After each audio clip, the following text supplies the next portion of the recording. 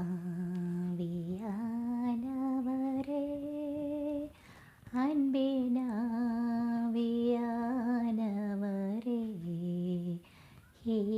இப்போவாரும் இறங்கி வாரும் எந்தனுள்ளத்திலே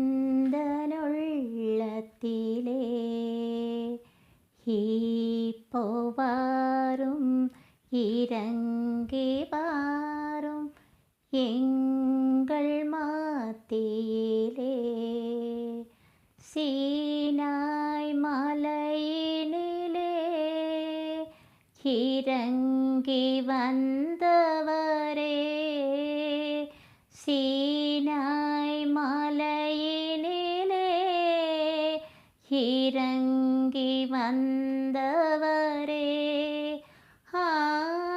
ஆன்மதாகம் தீர்க்க வாரும் இந்த வேளையிலே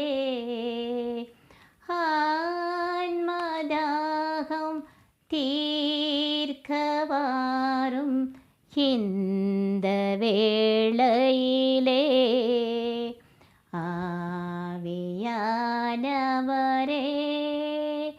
அன்பினாவியானவரே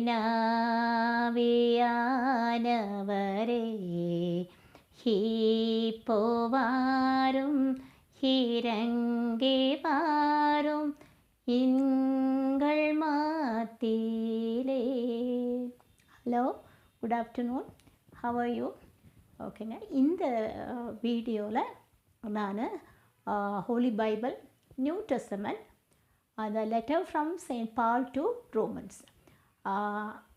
அப்போஸ்தலனான புனித பவுல் ரோமருக்கு எழுதிய கடிதத்தில் அதிகாரம் 12 இறைவசனம் 12, சாப்டர் 12 and verse 12. அப்போ இதில் என்ன சொல்லப்படுதுன்னு சொன்னாக்கா,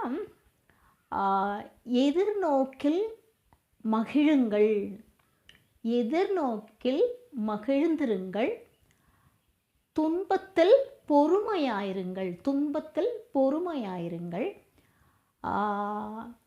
தளராது ஜெபியுங்கள். ஓகே, தளராது ஜெபியுங்கள். இன்னும் அதே ஆங்கிலத்தில் சொல்லும்போது rejoice in hope, rejoice in hope and B patient in tribulations, B patient in tribulation and be constant in prayer, be constant in prayer. அப்படின்னா இது என்னன்னா, அப்படின்னா எதிர்நோக்கில் நாம் சந்தோஷமாக இருக்கணும்.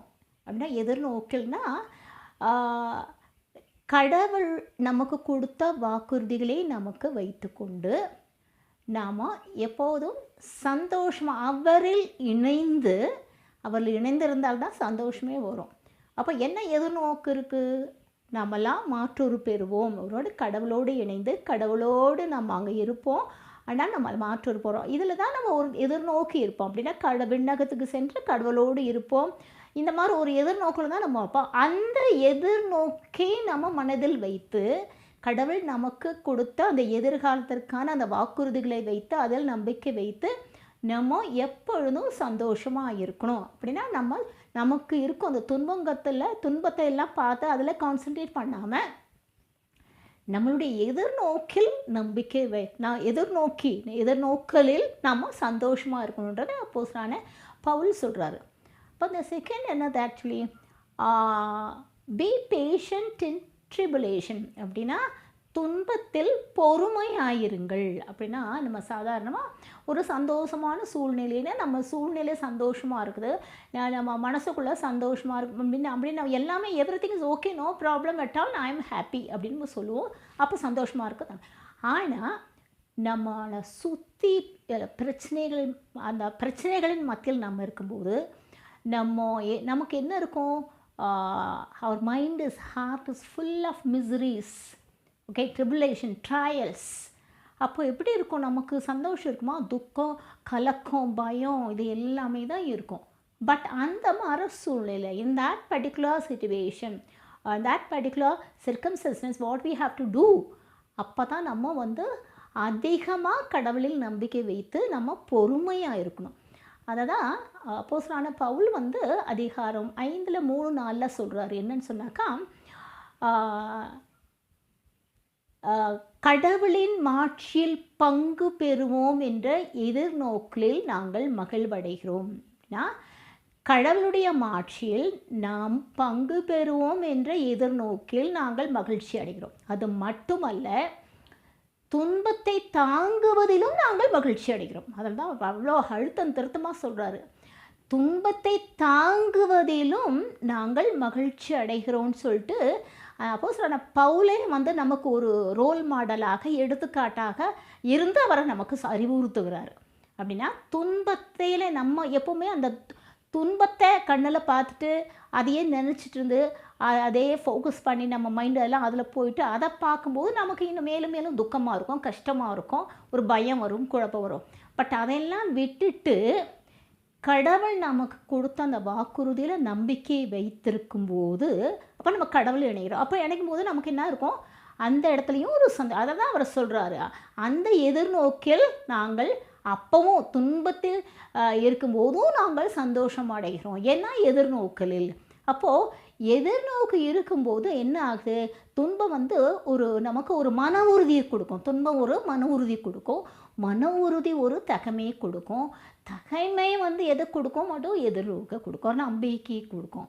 அப்போ அதை தான் வந்து அந்த 5வது அதிகாரத்தில் 3-4 வசனங்களில் அப்போஸ்தலனான பவுல் சொல்கிறாரு. அப்படின்னா நம்ம துன்பத்தில் இருக்கும்போது அதாவது when we pass through the hardship, trials and tribulation, miseries, frustration, இந்த மாதிரி ஒரு டிஸ்பேர், ஒரு நம்பிக்கையே இல்லாத ஒரு சூழ்நிலையில் இருக்கும்போது அப்போ அதிகமாக கடவுளுடைய வாக்குறுதியில் நம்ம நம்பிக்கை வைத்து அப்பவும் நம்ம சந்தோஷமாக இருக்கணும். துன்பத்திலும் நம்ம பொறுமையாக இருக்கணும். That mean he is asking us to have confidence. அதை நம்பிக்கை, கடவுளுடைய வாக்குறுதிகளை நம்பிக்கை வைத்து we have to be patient. that we should have that patience. பொறுமையாக இருக்கணும்னு அப்படி சொல்கிறாரு. அப்போ 3வது என்ன சொல்கிறாரு, I mean be constant in prayer. தளராது ஜெபியுங்கள், இடைவிடாது ஜெபியுங்கள், ஜெபத்தில் நிலைத்திருங்கள் சொல்கிறாரு. That mean be constant in prayers போது நமக்கு துக்கம் இருக்கும்போது, கவலை இருக்கும்போது, பயம் இருக்கும்போது, குழப்பம் இருக்கும்போது, our life is full of trials and tribulation, அந்த மாதிரி ஒரு சூழ்நிலை நமக்கு ஜெபம் பண்ணுறது கொஞ்சம் கஷ்டமாக இருக்கும். அப்போ நம்ம என்ன பண்ணோம், அந்த மனவலி ஜெபமெல்லாம் இருக்குங்களா, அதை வந்து அமைதியாக மைண்டை வந்து அந்த ஆண்டவராகிய இயேசுவின் அந்த திருக்கரங்கள்லேயே திருமுகத்திலேயே சிலுவையை வந்து நம்ம மைண்டை வந்து ஃபோக்கஸ் பண்ணி கொண்டு வந்து அப்போ நம்ம என்ன பண்ணோம், ஜெபிக்க ஆரம்பிக்கணும், கடவுளை புகழணும், பாடல் பாடணும். அப்போ நமக்கு வந்து ஒரு மைண்ட் செட்டப் கிடைக்கும். அப்போ என்ன பண்ணணும்னாக்கா நம்ம நல்லா ஜெபிக்கணும். அப்போ தளராது ஜெபிக்கணும், நம்பிக்கையோடு ஜெபிக்கணும், தொடர்ந்து ஜெபிக்கணும். அதனால தான் ஜீசஸும் அவருடைய அந்த லூக்காஸ் எழுதிய பரிசுத்த நற்செய்திங்களா, அதில் வந்து 18வது அதிகாரம் சொல்கிறாரு இல்லைங்களா, ஒரு நேர்மையற்ற, ஒரு நீதியற்ற ஒரு நடுவர், ஜட்ஜி நடுவரும் ஒரு கைம்பெண்ணும் போட்ட ஒரு பேரபிள் அவர் சொல்கிறார். ஒரு பேரபிளை அவர் சொல்கிறாரு. அதில் என்ன சொல்கிறாருனாக்கா, there was a judge in a town who neither feared God nor respected people. அவர் கடவுளுக்கும் பயப்படல, மனுஷர்களையும் மதிக்கலை. அப்படிப்பட்ட ஊரில் வந்து there was a woman also in the same town and is a widow, she is a widow. அப்போ வந்து அவர்கிட்ட அவர் தொலை பண்ணிக்கிட்டே இருக்கா, எனக்கு இந்த விஷயத்தில் எனக்கு ஒரு நீதியை கொடுங்க. அப்போ என்ன சொல்கிறாரு, நான் கடவுளுக்கும் பயப்படுறதில்ல, மனுஷனையும் மதிக்கப்படுறதால இந்த விதவை பண்ணி என்னை வந்து தொந்தரவு பண்ணிகிட்டு இருக்கா, அவளுக்கு என்ன தான் செய்யணும்னு சொல்லிட்டு. அப்போ அந்த மாதிரி ஒரு மனுஷனே வந்து அந்த விதவை பெண்ணுக்கு அவருடைய இதை செய்யணும்னு நினைக்கும்போது தம்மை நோக்கி அனுதினமும் கூப்பிடும் தம் மக்களுக்கு அவர் இறங்காதிருப்பாரோ, அதனால தான் மனம் தளராது துன்பத்திலும் இன்பத்திலும் எல்லா வேளையிலும் தொடர்ந்து ஜெபிக்கணும்னு சொல்கிறார். இதே அப்போஸ்தலனான பவுல் பிலிப்பியருக்கு கடிதத்தில் 4வது அதிகாரம் 6வது வசனம், அதில் என்ன சொல்கிறாருன்னா, எதை பற்றியும் கவலைப்பட வேண்டாம், ஆனால் நன்றியோடு கூடிய இறைவேண்டல் மன்றாட்டுகளோடு உங்கள் விண்ணப்பங்களை கடவுளிடம் தெரிவியுங்கள் சொல்கிறார். பட் எதை பற்றியும் கவலைப்பட வேண்டாம், ஆனால் நன்றியோடு கூடிய இறைவேண்டல், மன்றாட்டு இவை அனைத்தின் வழியாக உங்கள் விண்ணப்பங்களை கடவுளிடம் சொல்லுங்கள். அப்படின்னா give your petition to the Lord with gratitude. கடவுளுக்கு நன்றியோடு நம்ம அந்த விண்ணப்பங்களை கொடுக்கணும்னு சொல்கிறாரு. அப்படின்னா பாருங்கள், rejoice in hope and be patient in tribulation and be constant in prayers. அப்படின்னா persistent prayer, தொடர்ந்து ஜெபிக்கணும். கடவுள் மேலே நம்பிக்கை, அசைக்க முடியாத நம்பிக்கை வைக்கணும். அப்படின்னா நம்ம கடவுளோடு இணைந்து கடவுளுக்கும் போது அந்த காலகட்டம், நம்ம அந்த பிரச்சனை காலகட்டம் கடந்து போகும். ஏன்னா கடவுள் வந்து ஈ ஸ்ட்ரெங்தஸ், ஈ எம்பவர்ஸ், நமக்கு அந்த he strengthening us to bear that, to pass through that particular hardship. அப்போ கடவுள் நம்ம கூட இருந்து நம்மில் செயலாற்றுவார். ஓகேங்களா? இப்போ நான் ஒரு சிறு பாடல் பாடிட்டு இந்த இதை முடிச்சிடுறேன். ஓகேங்க. Jesus, what a wonder you are. You are so gentle, so pure and so kind. You shine like a morning star. Jesus, what a wonder you are. Oh Jesus, name above all names, beautiful Savior, glorious Lord,